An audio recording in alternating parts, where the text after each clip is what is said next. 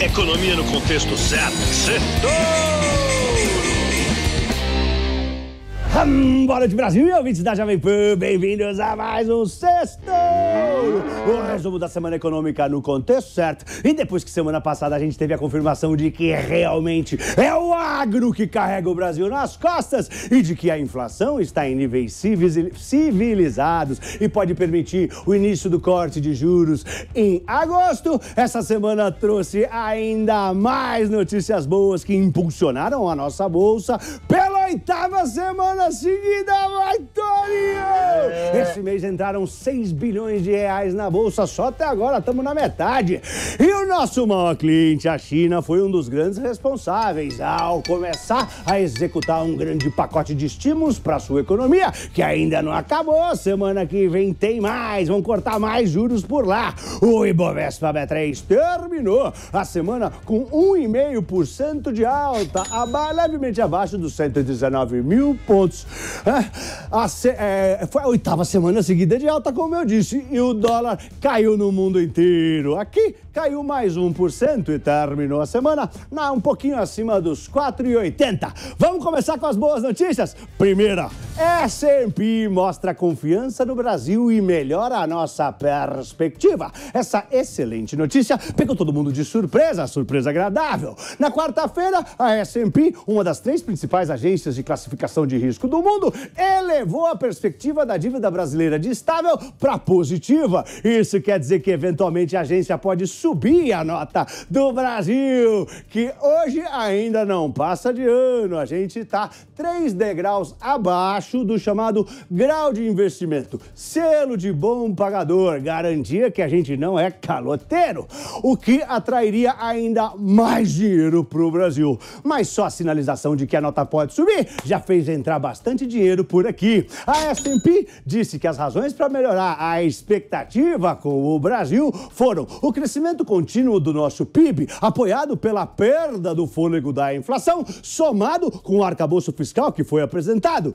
Isso porque tudo isso junto tende a fazer que a dívida do governo cresça menos do que eles achavam antes. Vale lembrar que se a dívida cresce menos, é mais fácil de cortar os juros para estimular a economia. O PIB do Brasil cresceu 1,9% no primeiro trimestre desse ano, acima do que do 1,3% esperados, graças ao agro.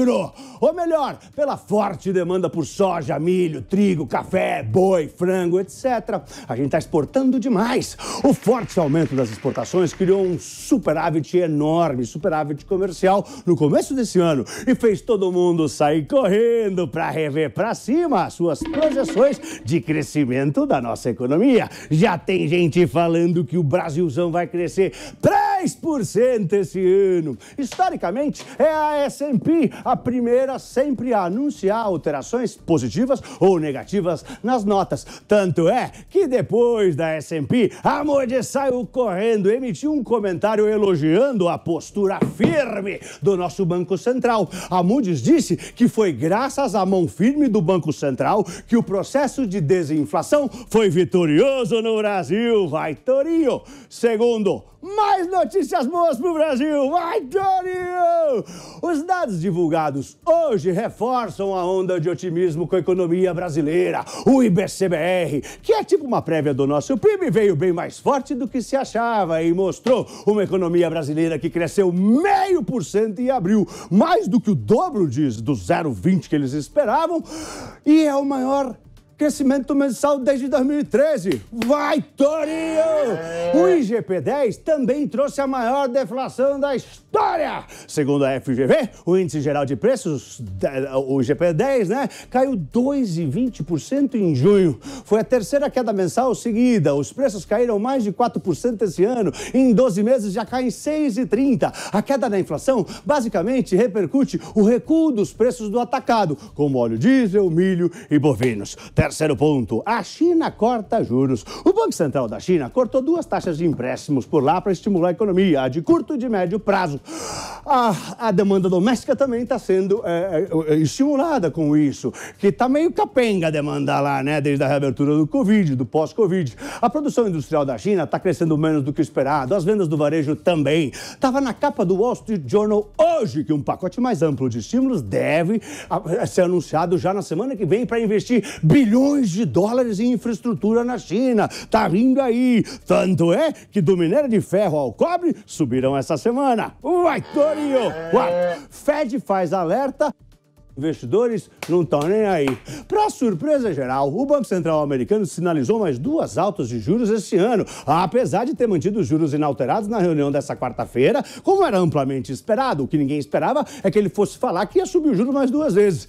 Já foram mais de 10 altas seguidas de juros na América. Os juros por lá estão na casa dos 5%. É uma banda entre 5 e 5,25. E apesar dos alertas do Banco Central americano de que os juros podem subir até quase 6%, os investidores se apegaram aos dados ruins da economia e as bolsas continuaram subindo.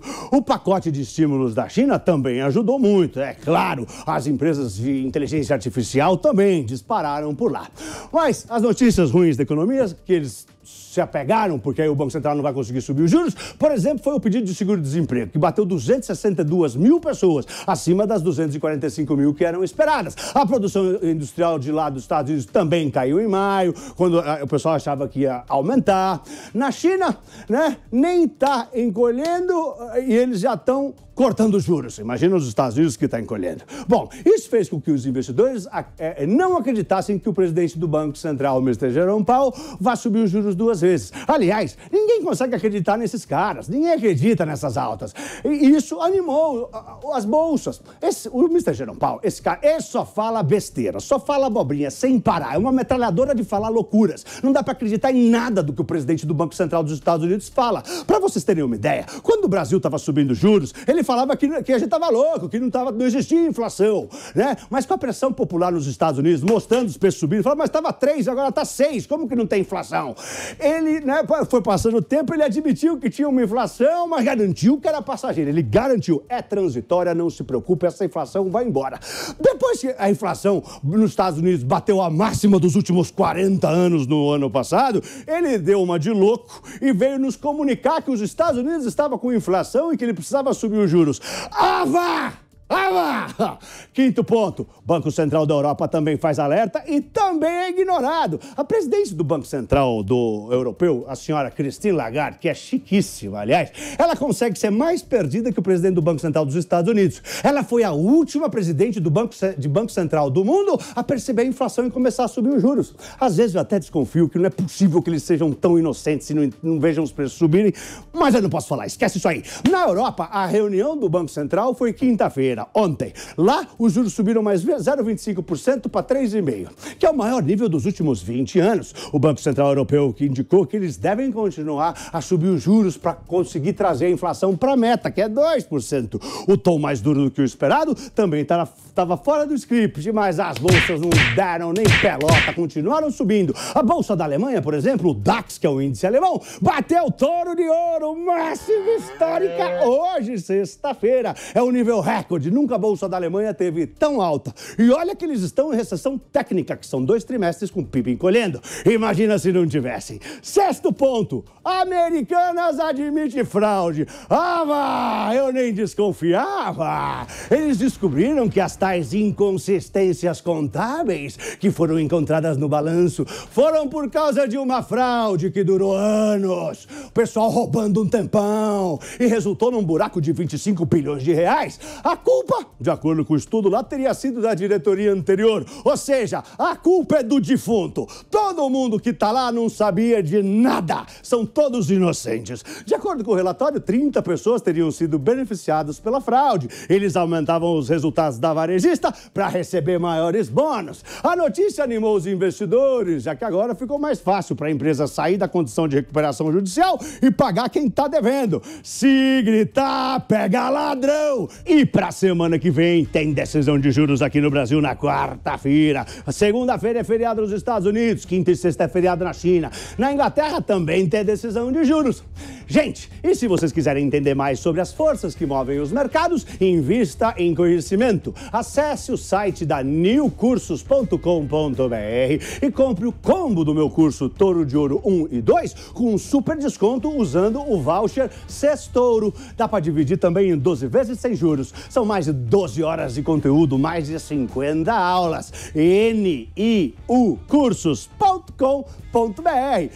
Eu sou Pablo, boa noite e um lindo fim de semana em família. Ai, Torinho! Ai, Torinho!